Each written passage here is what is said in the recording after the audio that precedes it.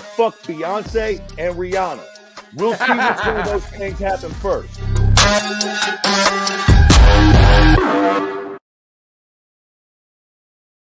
It's Sunday. It is Sunday night, not Friday. It's Sunday. Kicking it out, talking about UFC 286. Welcome to Keyboard Warriors Live, presented by CageSide.com. My name's Eddie Law. It's Fred Kirby, shooting shit with you guys on a fucking slow ass day. It feels like for me, but you know, it's what it is. Coming off UFC 286, Leon Edwards retains his title, stays up on the throne, man. You got the Cageside one. A lot of people shit talking about, because you saw, like, all right, first of all, it took a point for the fence grab and all that. People were like, oh, then that should have been a draw at best. Who did you have it scored for? I don't fucking know. You know what I mean? I fucking hate I think I had Usman winning, but the reality is, I was watching it with one of my best friends and my brother. It was the three of us watching it. Those two fucking dicks thought that Leon Edwards had it immediately, but I'm pretty sure they fucking had a hard on for Usman. I sort of was leaning towards Usman, but I think I had a hard on for Leon because I'm very fucking nationalistic in my MMA endeavors. Even though Usman's technically Nigerian, he's from fucking what is he? What's it? Marty from Nebraska? That's where he fucking, you know what I'm saying? He's not from fucking London. So for all me, he's American. So I'm rooting for Usman. I think it's one of those deals, man. I thought the fight was real close. I think you tend to lean towards wherever your bias goes. If you're a Usman guy, I think you're like, well, he was pressing the action. He got a couple takedowns, so on and so forth. Leon got a point taken away. If you're a Leon guy, we're at home. Yeah, Usman was putting the pressure on, but he's also getting thunderstruck the whole time. You know, Leon landed way more fucking strikes. At the time, I sort of thought that maybe Usman did enough to win, but in hindsight, maybe Leon did win it. I ain't mad at Leon winning. Look, I hate to say this all the time. Lord knows I hate fucking quoting fucking Dana White so much, but you know, don't leave it in the hands of the judges. And when a fight, I hate talking about fights that are this close, right? Because it's like it's almost like fucking religion and politics. Yeah, everybody's got a point. If you think that Usman won this fight, you could probably make a relatively decent argument that he won based upon takedowns, pressure, and the fact that Leon got a point taken. Leon won the goddamn fight, so I think obviously with significant strikes and damage and fucking hometown cooking, whatever the fuck you want, you could definitely make an argument that Leon won the fight. So there's no real, this is the science and I'm right. So it's like one of those deals where, you know, I fucking hate this shit. The cocksuckers will argue about this until we get the next one. The reality is Leon won that night. That's the only thing we can actually gauge this shit by is who got the nod that night. Leon won. It was an extremely close fight. What are you going to do? And, you know, and it was an extremely close fight and everything. It weirded me out that like Usman looked like tentative to throw hands. Like he shot it a bunch of times and you know, I think he got like 4 or 5 on the night as far as takedown completed go and everything. So Leon's takedown defense was really, really good. That was, but I think a lot of it has to do with Kamaru being worried about getting knocked the fuck out again. Anyway, so Leon wins, you know, retains the belt, you know, defends his title, all that, whatever you want to call it. Now, in the arena, so on Thursday, I believe it was Thursday, our guy Jamie Theo from Cageside Press, who's covering UFC 286 for us. Appreciate you, Jamie. Great work. He was in an elevator. I think he was going to the press conference. It was either media day or elevator or the presser day. So Wednesday or Thursday, and he ran into Colby Covington, and he hits me up. He goes, "Hey, I was just in the lift with Colby." He goes, "Do we know anything about a backup fighter?" And I was like, "Okay, what do he look like?" He basically told me he was wearing a tracksuit. He looked like slim. And immediately I was like, no confirmation, but that sounds like a motherfucker cutting weight. Right. So he weighs in on Friday morning, dude. Weighs in on Friday morning. Turns out he was the backup. Makes 170.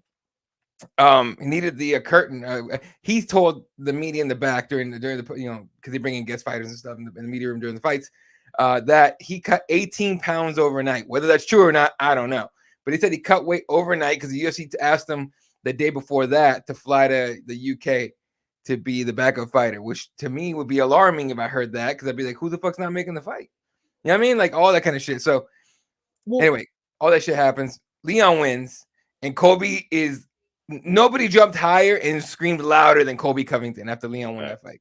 Facts. You know what I find interesting about the whole Colby Covington thing though is they asked Dana White about that, like, how did you keep it a secret? And again, I mean, what Dana White says isn't necessarily gospel, but he said, we didn't keep it a secret.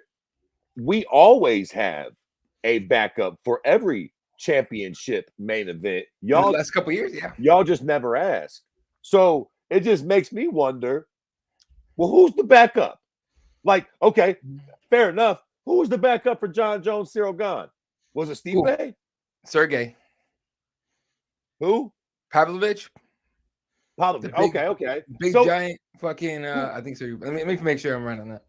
Okay. Then who was the fucking, I think you are right, because I think I heard that possibly. But then who was the backup for fucking Volkanovski and Islam? Oh, like, there was somebody.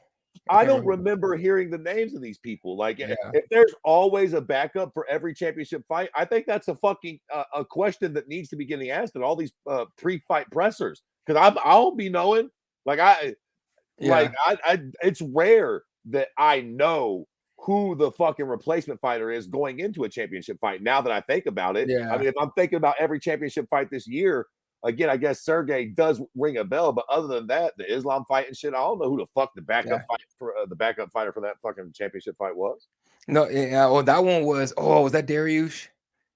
That was Dariush. Anyway, I think here's the thing, but you're on point on that. We don't find out till weigh-in day who the backup fighter is, right? I feel like they should make a bigger deal of that. I mean, honestly, I think if you're a backup fighter, you should come in on Wednesday and do media day.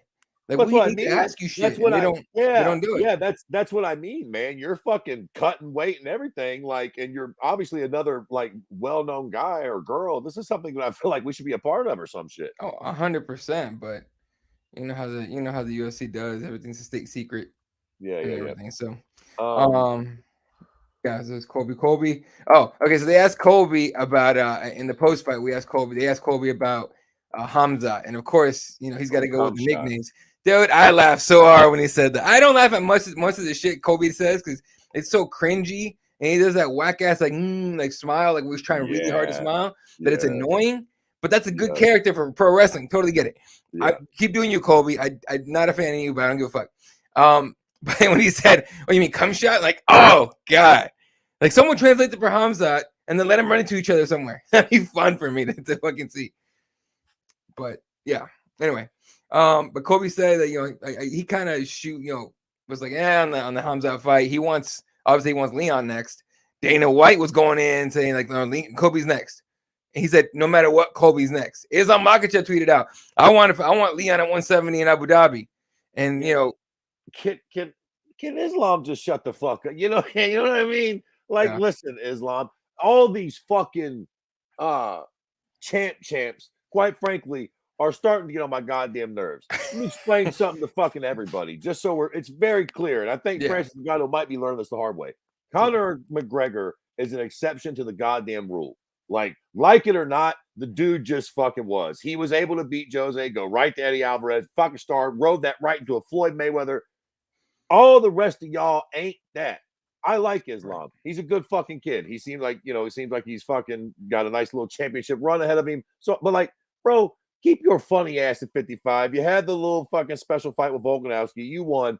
There's a shitload of fights for you at 55. Just, fucking stay there.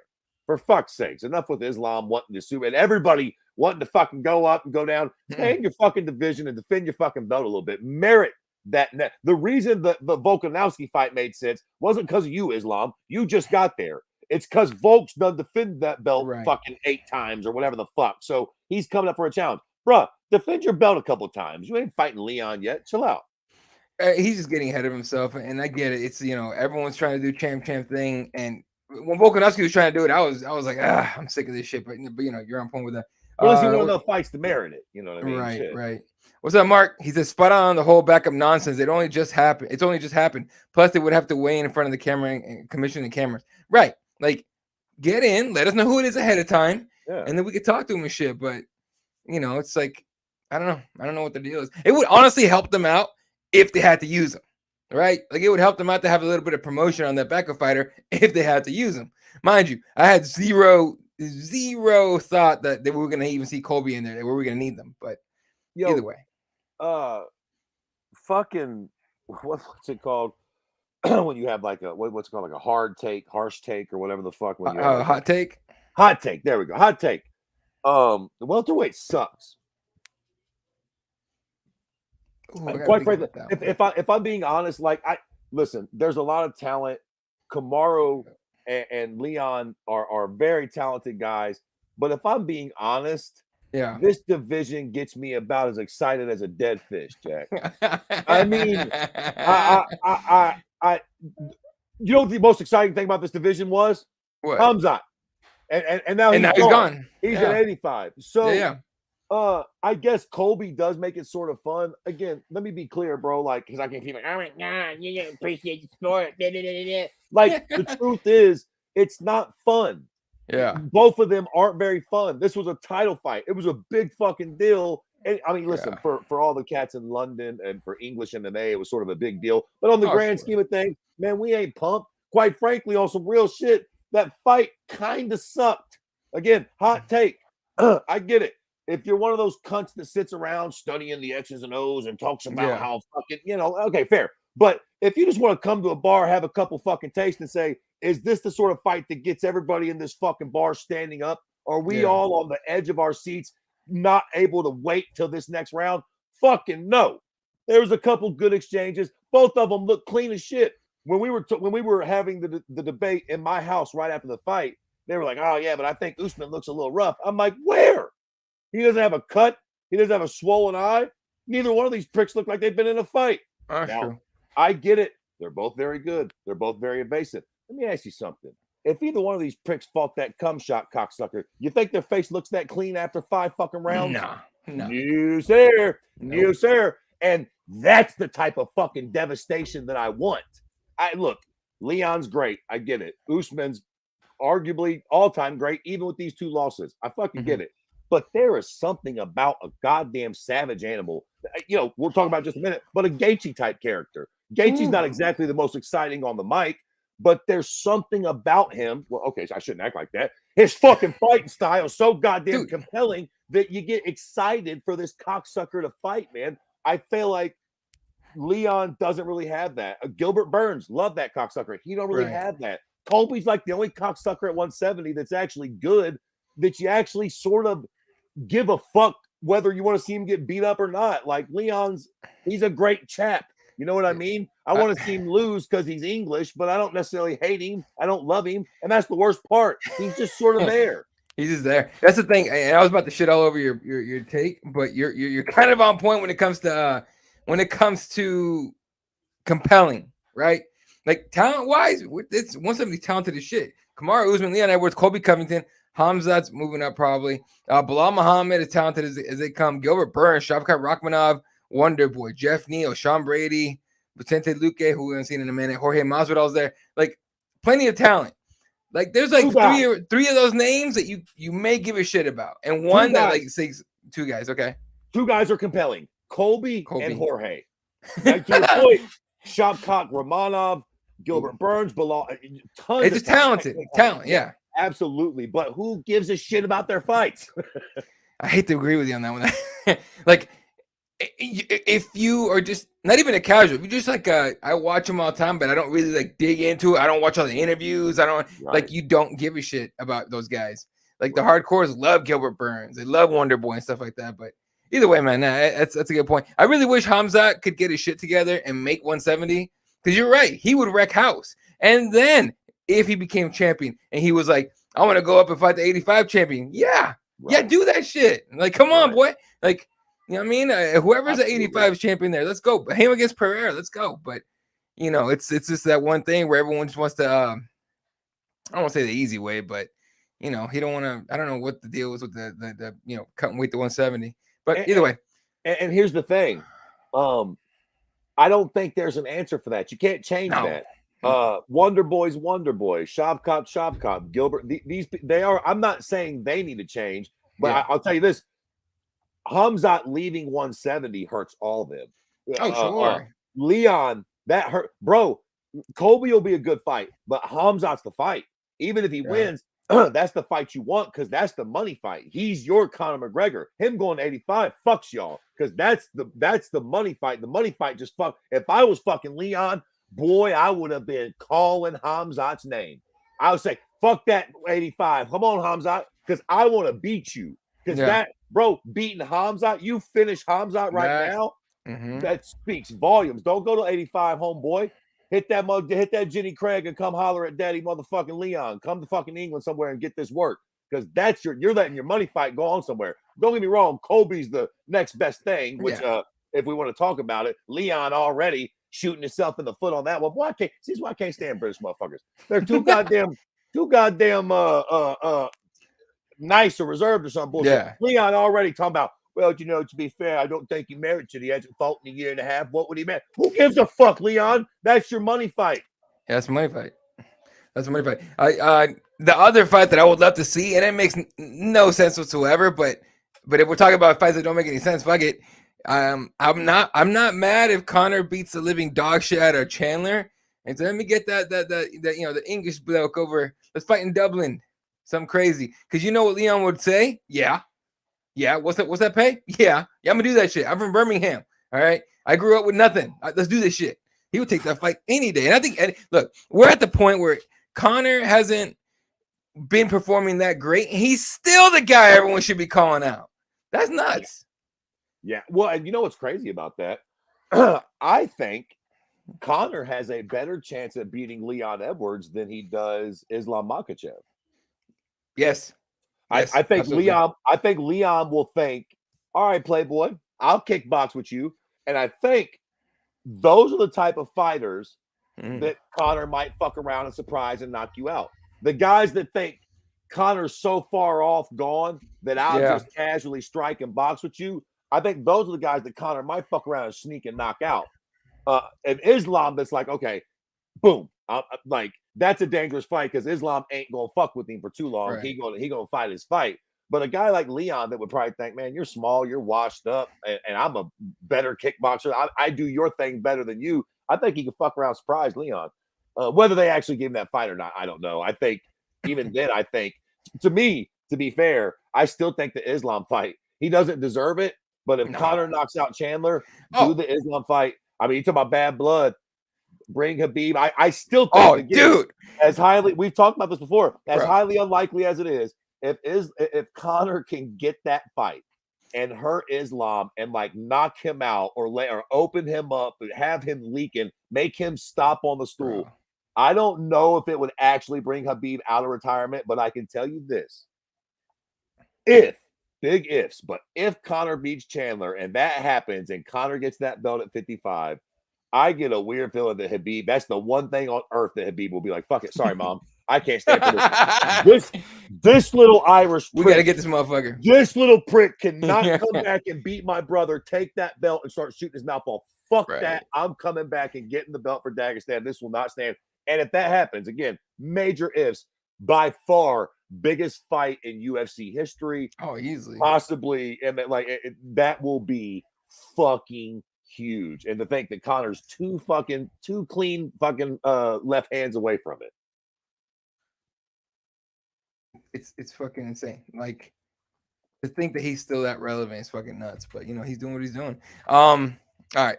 What other things I had at 286? Justin Gaethje is a fucking savage. He's a dude. Everybody wrote him off. Everyone's like, he's too old. He's not even that old, but he's got a lot of miles on him. 34 years old, all this kind of shit. Because he's just killer. He's this, he's that, yada yada. Whatever comes in, and Gaethje low-key puts on a clinic. It was nice. It was really well done. So, and Gaethje said it too in the post fight. He said a couple things that were noteworthy. One, he said that he was almost done. He was, I'm 34 years old. It's just what it is. It is what it is. I got one more title run in me, and then I'm done. And then he said Michael Bisping doesn't belong on the microphone. Yeah, people are making a really big deal about that, but that's stupid. Well, I just think it's listen. Gaethje is a good friend of Usman, one of Usman's main training partners. Bisping's a Brit. I don't think that his commentary was terribly biased, but I can see that if you're one of Usman's best friends on earth and one of his main training partners, of course you're going to think he was biased. Sure. What the fuck? So it's like people are like, oh my God, I don't know. Of course he said that. This is what you do. Like, that's his homeboy that lost. He's going to be like, yeah, fuck that Brit that was calling the fights too, Jack. Yeah. So anyway, so that's where we're at right now. So Gaethje wins. Who knows who's going to get in the title run? Leon retains. Who knows what's going to happen next? Whether it's Colby, Masvidal. I low key hope Masvidal somehow does something shocking against Gilbert Burns, and then Leon goes, "All right, I'll take that fight." Because remember, Masvidal's the guy that gave him the 3-piece in a fucking soda in the at the back that one time. Well, to be fair, Leon did say that's the fight he wants. I think 100%. He was saying that he thinks that's basically what he's saying. That's the fight he wants. Now, my only problem with that fucking train of thinking is that one could reach in and say, yeah, well, Leon, that may be true what you're saying. Or maybe you don't want that Colby fight because it's probably the worst stylistic matchup for you possible in this division. Jorge is for sure going to come out and stand at kickboxing range and oblige you at your best suit, in which I'm sure you feel that you will very much so win that fight. Right. You know, Colby going to come out and strike just enough to take your funny ass down, and I think he can do it. I'd rather have a beer with fucking Leon Edwards, as it were, but I think that Colby's a horrible style matchup for Leon. It's not great. I do think he will be able to take him down. I do think that he will implement a way more grappling heavy game plan than Usman was able to implement. And this will be the definition of styles make fights. I think that Colby will beat fucking Leon Edwards. Matter of fact, I think he'll finish him. Third, fourth round submission. I think he's going to get the takedown, man. Colby, for all of his fucking weaknesses, the cocksucker has a propensity to come out and throw a few wild strikes, which takes some balls. You got to hand it to him because that motherfucker comes out in the beginning of the fight and gets that respect. And then he works that takedown. The only reason he's not champion now is because Kamaru Usman has fantastic defensive wrestling that Leon Edwards just doesn't have. Right. Unless Leon can hurt Colby bad early, which is possible, but in my opinion, doubtful. Eventually, Leon or Colby gonna get that takedown, and then he gonna do it again and again and again. I think he is going to suck the fucking soul. Pardon the fucking impression. Suck the fucking soul out of Leon on the ground, Jack. We can't go to the next topic like that, bro. Damn. No, you're right though. It is a terrible matchup for Leon, and if I'm him, I do try to push for them at Masvidal, that Masvidal fight for sure. And of course, Nate Diaz. I love Nate. He's the best. He fucking had to retweet. He tweeted a picture out of after he rocked Edwards at the last minute, and he's pointing at him instead of trying to finish him. And he played with like a king with like a crown on the tweet and shit. And I'm like, damn, troll on, Nate, troll on. It's amazing how that works. Nate Diaz comes out like, okay, so this means that I'm the welterweight champ, right? Because I beat that dude's ass. So like, okay, that's how this works. So I'm really the welterweight champ. Thank y'all. I'll be back later. I just love how people get mad. Like people take that so serious. It's just like he lost to Leon. Like he knows that, motherfucker. Like relax. We're playing with different rules, okay? The same way Connie Mack can say, "Well, I don't count taps as losses. I only count knockouts." It's the same thing. Just relax. And I will say, all things being equal, Leon did dominate that fight. He did get rocked at the end, but Nate did look. I guess it doesn't really matter. He's gone and shit. But in hindsight, for Leon to go on to become the best welterweight in the world, Nate did all right in that fight. He did rock him. I mean, again, it's one of those fights where if there was a 6th and 7th round, Leon might have been in trouble. Like Nate actually hasn't been outclassed by a lot of guys. And if we're being completely fucking fair, when Nate did get really outclassed, the Rory McDonald fights and shit. Yeah. Hey, say Jack, that was before USADA. Hey, that was pre 9/11 vibes. You understand me? The airport was wild back then in the UFC. Motherfucker, I'll suck your dick at third main if Rory McDonald wasn't on steroids when he ragdolled fucking Nate. This motherfucker came into the cage. He had fucking pimples all over his back. He's 16 and a half years old. He just threw Nate around like an old sack of potatoes. USADA comes in, a lot of these guys fall off, end up in other organizations and can't hack it all of a sudden. Well, that's weird. Weird, right? That's weird. That's real weird, yeah. And again, I'm not saying things that are proof, but let's talk about the USADA thing real quick. Connor was coming out kind of mad at USADA not too long ago. I don't know if you saw that.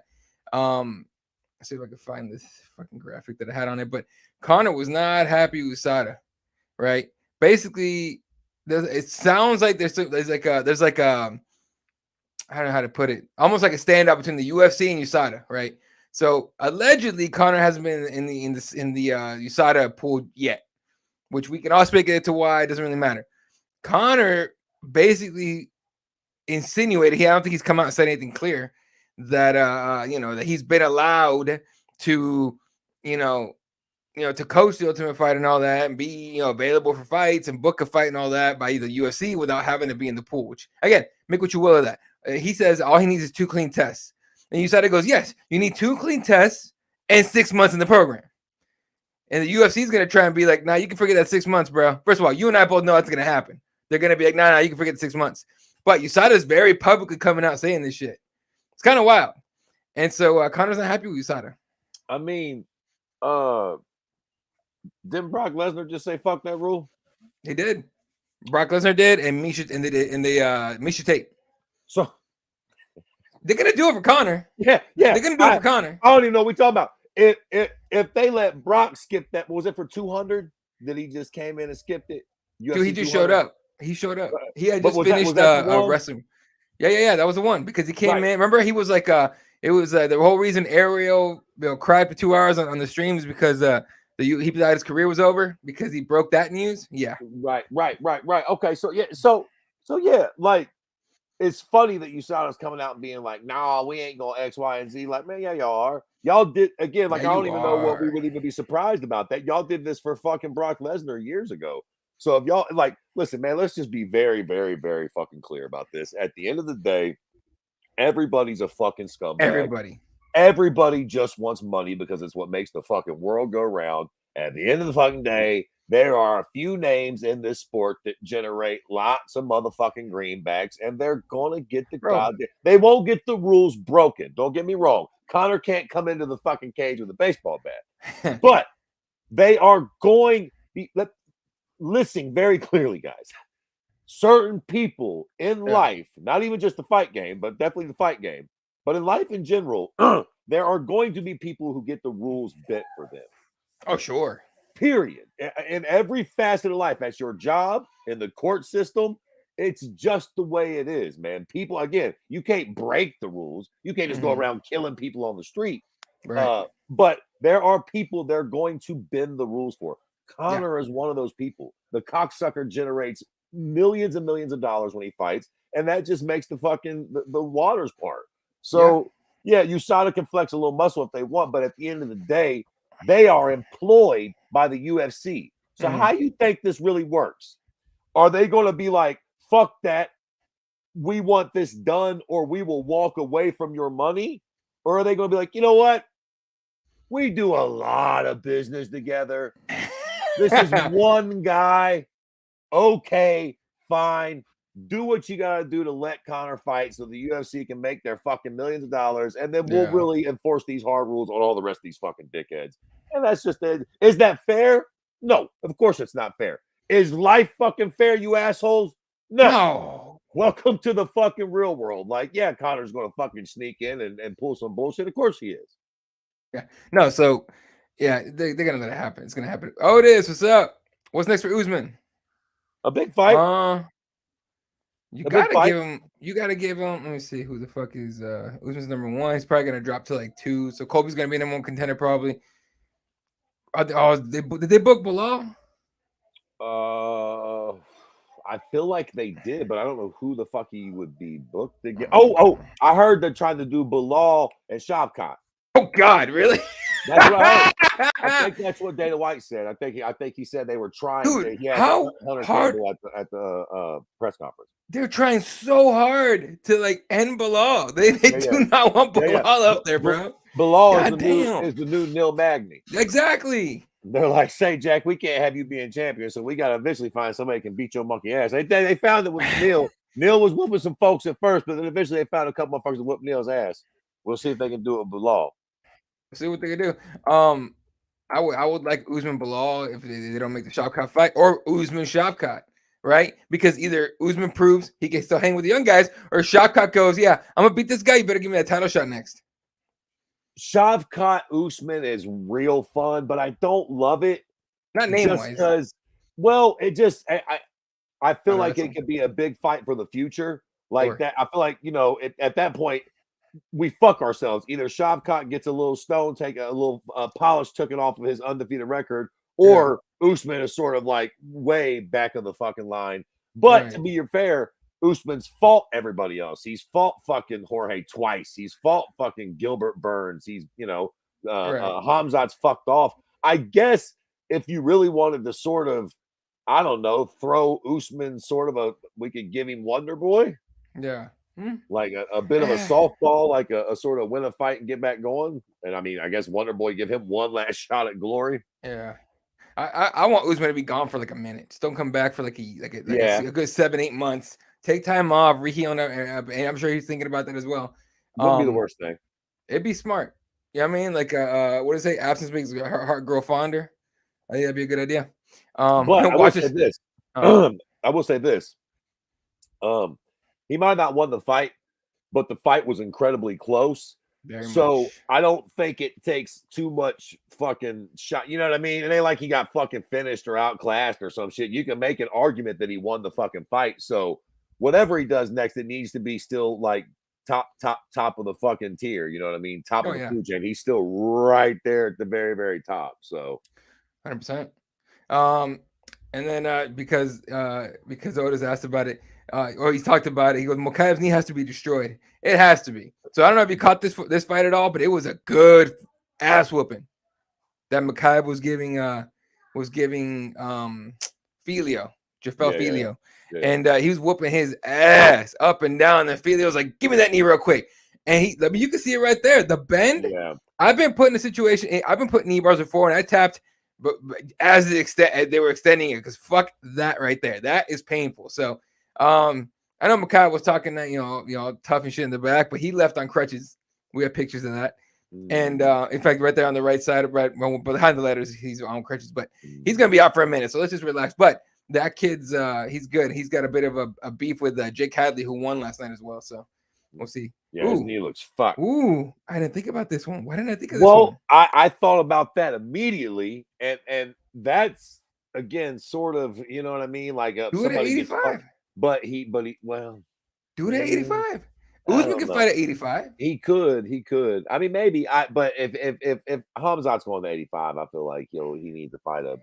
Because if he beats Usman at 85, people are still going to be like, "What the fuck? He still only beat a 70 years." So if he stays at 70, I think that would be interesting. But like, I guess Hamzat's going to fucking 85. Yeah. So that would be a fucking. The problem with that fight is, man, and I hate saying this. I was thinking this after that fight, and again, I hate saying this because I'm very fucking nationalistic with MMA. I don't want to fuck Hamzat, you know what I mean? Fuck him, with all due respect, what the fuck. Yeah. I think Hamzat would dog both of them. I think Hamzat would knock out Usman, and I think he would fucking take Leon down and beat the dog shit out of Leon. He fucked up Leon. I think it's a bad matchup for Leon. Probably worse than Colby by quite a bit. But yeah, exactly. I think Hamzat's a bad matchup for Colby on top of that. Shit.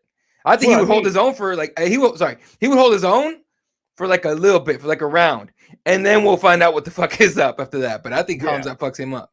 Yeah, exactly. That would be a good fight, but I don't love that fight for Usman, boy. I'll say this: if they offer it to Usman, he'll take it because that's an easy straight shot back to the title. Oh, no doubt. But no doubt. He would probably. I'm sure Usman would love that fight. I don't think it's a good fight for Usman, but I'm sure Usman is probably like, "Fuck yeah, bring that on, Jack." 100%. All right, quick fight announcements. The aforementioned Sergey Pavlovich versus Curtis Blades, April 22nd. That's a number one contender fight for the winner of Stipe and Jones. Mackenzie Dern versus Angela Hill, May 13th. That's a fun one. How about Cody Garbrandt versus Petr Yan now? Do you want to see a dead body? Because Petr Yan will still fuck up Cody Garbrandt. I think so too, but I mean, he needs a win. Yeah. I mean, at this point, Petr Yan needs a drop in competition, and I think I ain't mad at that. I ain't mad at it. I mean, Cody at some point has to shit or get off the pot, and same for Petr. Petr needs a W at this point. So, did you hear any of Cody's story after his last fight, bro? That man went through it. He got divorced, and I guess his wife must have moved to Vegas with his kid, so he moved to Vegas too to be close to his kid. He's training, I think, I don't know exactly what gym he's training at. I don't know if it's Syndicate or Extreme Couture, but he's training in Vegas now, living in Vegas. But the detailing went into in the post fight and the media day was just like, you just felt bad for Cody.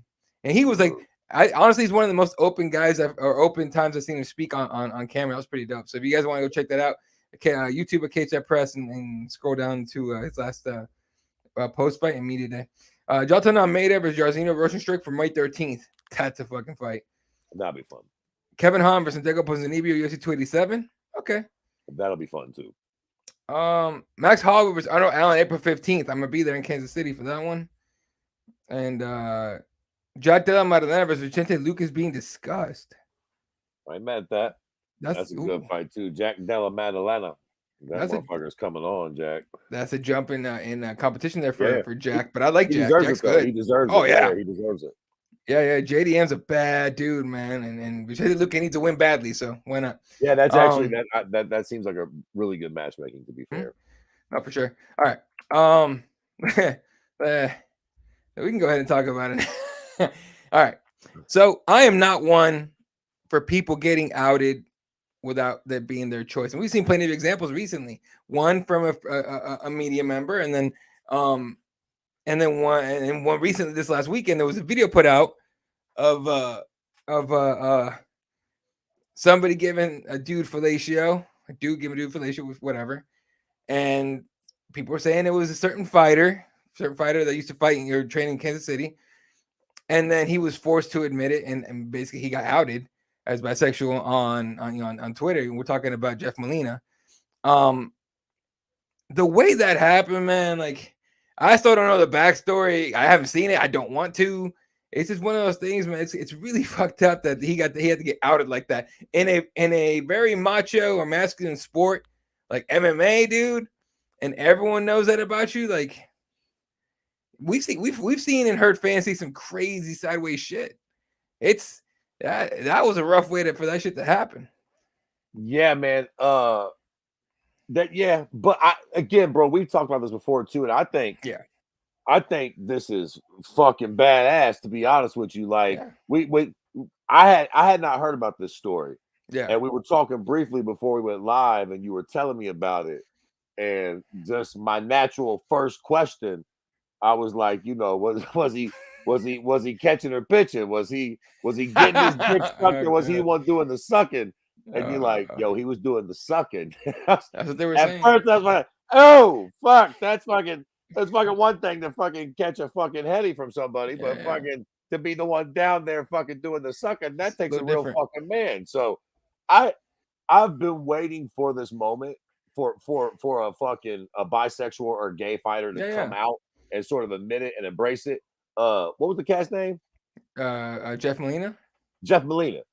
So he got wrapped up in the shit with homeboy that was gambling and all the bullshit like that. James Krause. So, but other than that, he was 3-0 in the UFC, right? Mm-hmm. Yeah. So listen, homeboy can fucking fight. The fact that he likes to suck dick don't mean fucking nothing. And I think that that's a story that sort of needs to be told. I think a lot of people, even nowadays, where being fucking gay is widely accepted and so on and so forth, I still think there's this fucking sort of narrative out there that if you're gay, especially, or like bi, but especially like I think a lot of men are like, if you're willing to get on your knees and suck a dick, you a bitch. I think that's just the general sort of like, if you're at the bar with your boys, even the motherfuckers that are open-minded and like, I got gay friends and all that bullshit. Yeah. I still think most dudes will be like, nah, bro, if you fucking suck dick, you're a bitch and I'll kick your ass. I think it's fucking cool that the motherfuckers there like, say, Jack, I like sucking dick and I'll whoop anybody in this room. What about that? Like, that's a good point. Like, it's sort of, it takes the power and the masculinity away from you a little bit to be like, oh, you a suck dick, you a punk. Yeah, but I'll beat your fucking ass. I'll beat your ass and your brother's ass. Where the bodyguard at? Or the the bouncer. Go get the bouncer. I'll beat his fucking ass. Who gives a fuck what I like to do in the bedroom? I think that's sort of a cool story that needs to get told. Like, and quite frankly, motherfuckers should know it for general life. Like, don't fuck around and get your ass whooped out here and fucking in the real world thinking that this is 1950, and if you see somebody that's gay, you could just like brush up on and be like, oh, you're just a fag, I'll beat your ass. I think it's cool for somebody like this to exist and be like, homeboy, you better like, fighting is an art. Anybody can learn how to fight. You can be Right. fucking gay, small, old, young. You can be taught how to box. You can Yeah. learn jujitsu. It don't fucking matter if you're fucking pitching or catching or gay or bi or whatever the fuck you like to do in the bedroom. You still might be able to beat some motherfucking ass. Yeah. So motherfuckers need to learn. Watch your mouth about what people mind your business about what a motherfucker does in the bedroom because he might kick your ass in real life. Yeah. No, so yeah, and that's 100% on point, right? Like like it's weird. And some of the reactions to it was kind of like people were like sideways talking about him, like, he could beat your ass, right? Like, Right. this guy's like a certified, trained, like he whoops ass, like he can fight. Like, why y'all talking about him like he ain't like? It's just weird, man. It's all this. It bothers me. It really annoys the hell out of me. If people do that shit to people, and it bothers me more that someone leaked it. Like, what the fuck? I don't know if you've ever watched The Wire. It's funny. I was just DMing about Otis on Instagram about The Oh, Wire. I always sing the praise of The Wire, the show The Wire. mm, One of my favorite, maybe my favorite character on film ever is a character from The Wire named Omar. Now, Omar, so The Wire is filled with drug dealers. It's about drug dealing in Baltimore. So it's fucking full on yeah, hardcore fucking criminals. Get your motherfucking head and hands cut off for snitching in this city type shit. Well, yeah, Omar robs drug dealer. There he is. Fucking rest in peace. God rest him. Fucking hmm Michael K. Williams, the dude that yep, played Omar. That character right there is probably my favorite character that's ever been put on TV because I tell you something, Jack. A, he's fucking ruthless. This dude robs drug dealers with no mask on in a city that is ran he by gives no drug fucks. dealers. And the drug dealers fear this man. And you know what's fucking interesting? Mm, Fucking gay as he wants to be. Just as like he has a boyfriend the whole show. Everybody knows he's gay. So obviously they're in the hood. They're all throwing the F word around. They can't believe he's gay and just fearsome. There's a great fucking line in the show where Omar's about to go snitch on this drug dealer because they killed one of his lovers or whatever. I don't want to yeah, fucking ruin it for everybody. But the police are talking to Omar and he about to go in and tell on this dude. And they're like, this dude's connected to one of the most powerful fucking drug dealers in this city. Are you sure you want to go into the courtroom and tell on this guy? And Omar has this great line. And he fucking laughs and says, "Oh, Omar don't scare." And then he walks in and tells on this motherfucker like he don't give a fuck. He mm, may be gay, but he is not afraid. He's not a punk. He's not a chump. It takes sort of all those gay stereotypes and just out the window. out the window. And then bringing it around what we're talking about, it would be dope to see a very good fighter embrace being gay. I Right, can be gay, but I can still beat up everybody you know. So how do right. you handle that? What you gonna do? Call me a fag? I'll beat your motherfucking ass. What the fuck? In front of your Yeah. girlfriend. Right. No, and to be clear, he's Jeff put in his post, bisexual. So Mm. just to make sure we're clear. But You know still, how that goes with straight guys. Yeah, yeah, listen, you suck a they dick, don't you're care. gay, homeboy. Like, yeah, That's if how we they do you it. gonna get called the Yeah, F word for sure. But again, bi, gay, whatever. If I can kick your ass, you deal with that. exactly. So yeah. Anyway, so the whole that thing happened, and Otis, just because Otis brought it up, I wasn't gonna bring it up, but Sean Strickland had a little video to talk about it on Instagram. He said that he thinks that this video wasn't leaked. He thinks Jeff put it out there himself because he's in the middle of his investigation with the whole betting thing with James Cross and shit. And I'm just sitting back going like, this ain't it, Sean. Now, is that a solid conspiracy theory? In theory, yeah, sure, could be. But him putting that video out is not going to help him get out of the investigation. That shit's still going to fuck him up. So, yeah, relax. All right. Well, yeah, that's the law. That's legal. He They don't can't. give a shit. Yeah, they don't They give don't give a a fuck how fuck. many videos you put out there. Yeah, They don't, that ain't dude. got nothing to do with nothing as far as this goes. If there's one entity that's not going to give a fuck about anything, it's the government. Well, right, not whose dick you sucking. Exactly. They don't care. Nothing to do with us. We don't give a shit. They don't care about about. that. They ain't gonna care about your feelings, who you love. They do not give a shit. You still owe them money, and they're still gonna come for your ass. All right. Well, shit. What else we got? I think. Let's see. Is that it? When does Tough 31 start? I don't know. I Again? guess they wrapped it up though, right? It's wrapped, I think. I think it's done. Let's see. Release date. What do we got? May 30th. So it's still a minute out. Okay. What's the next big pay-per-view just for the shit before we get out of here? 287 in Miami. Let's talk about it very quickly. That is Gilbert Burns, Masvidal. Is that the headliner? No. Pereira Adesanya's a headliner. Oh, okay. But I was just thinking because the poster's kind of funky because it makes it look like Pereira's fighting Gilbert Burns. And like, I don't know if the UFC changed it. Let me see if I can find it. It's fucking dumb. Here it is. People are too stupid to realize that this is it's up and down and not side to side, but I'll show you. Here you go. That's the poster on the right side. So everyone's like, oh, it's just Pereira Gilbert Burns. Like, no, it's not. Oh.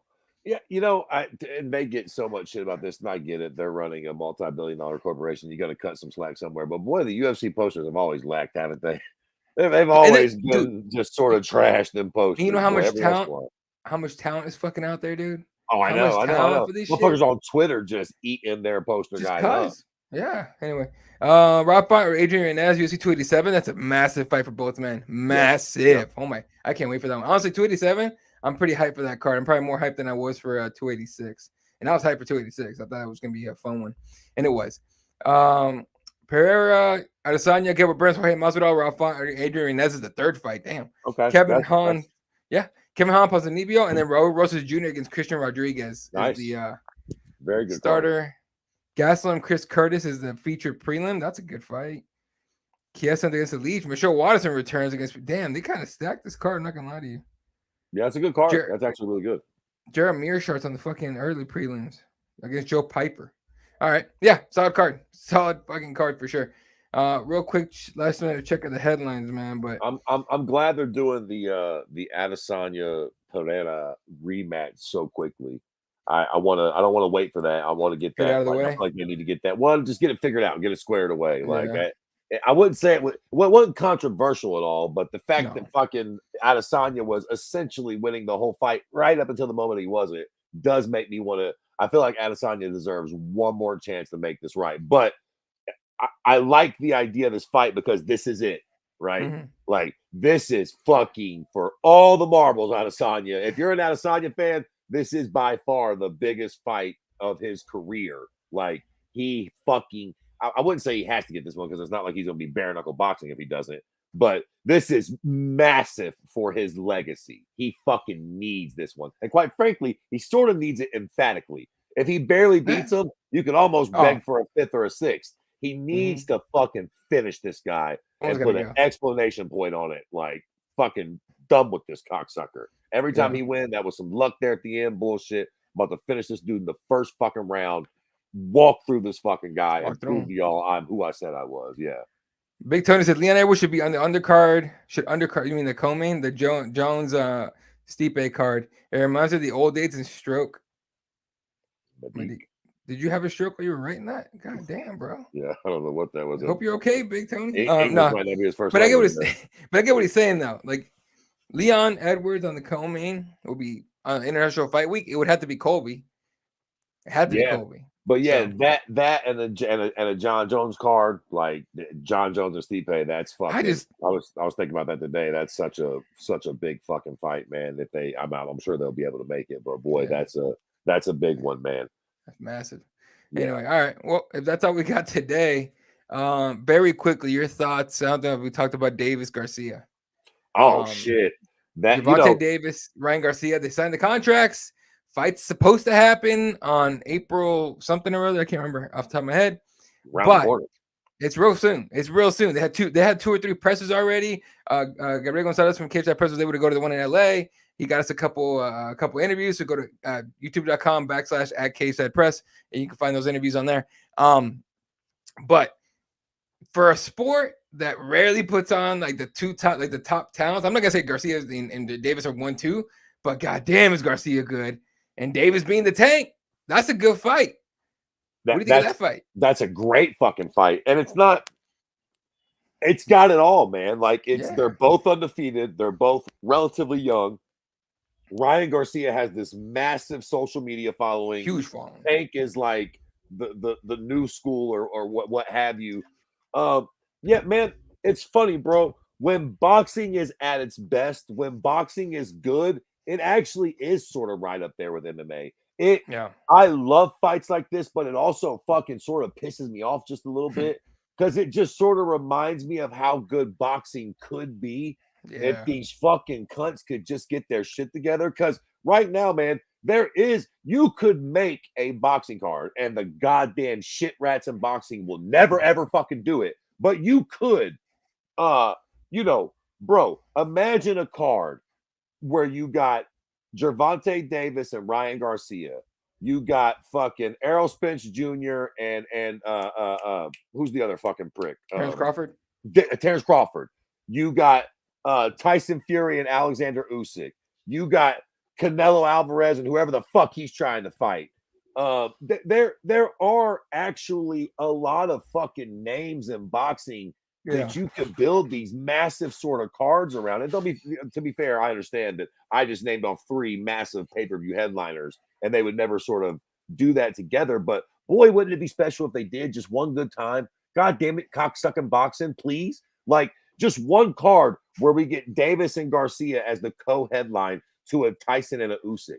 Just fucking give us one, man. At least in MMA, we don't get them very often. But to Homeboy's point earlier, we might get that. You might get a Leon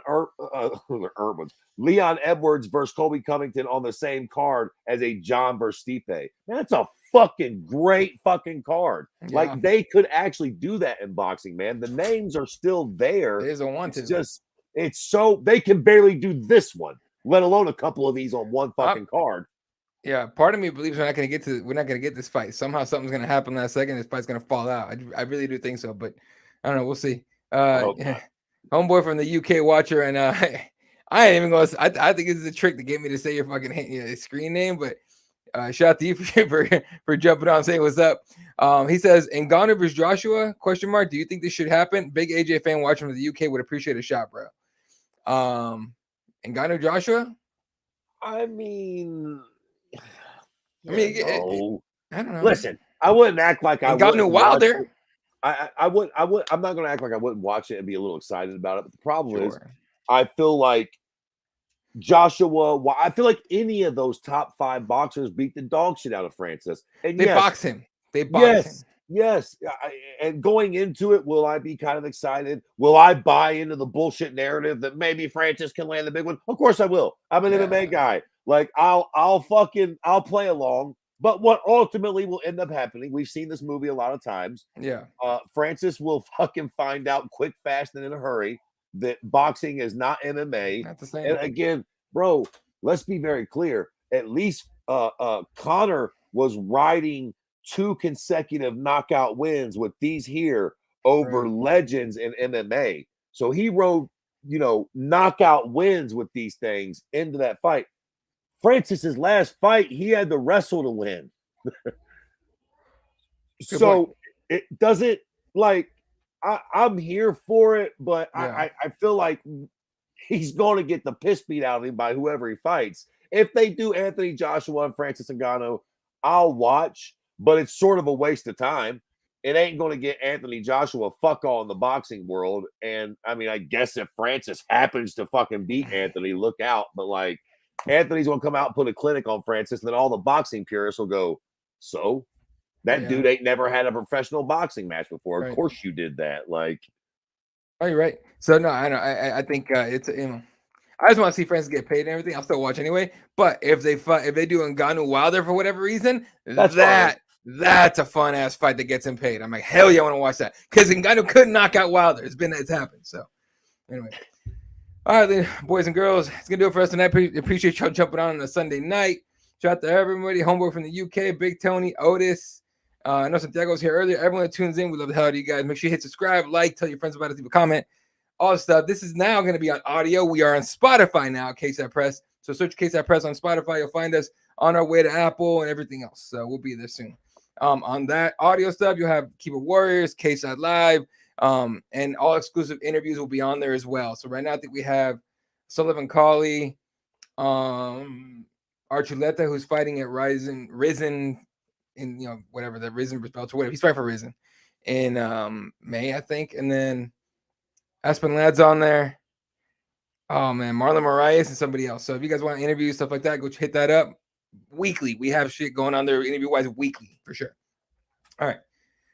That's it for us. For myself, the entire team at Cageside Press, of course, Fred. Shout out to everyone tuned in. Follow us on our handles, Twitters here at Genesis Jesus for Fred. I'm at Ela32 at Cageside Press for everything Cageside Press. For myself, the entire team, we love you guys. Good night and good night, Wilshire.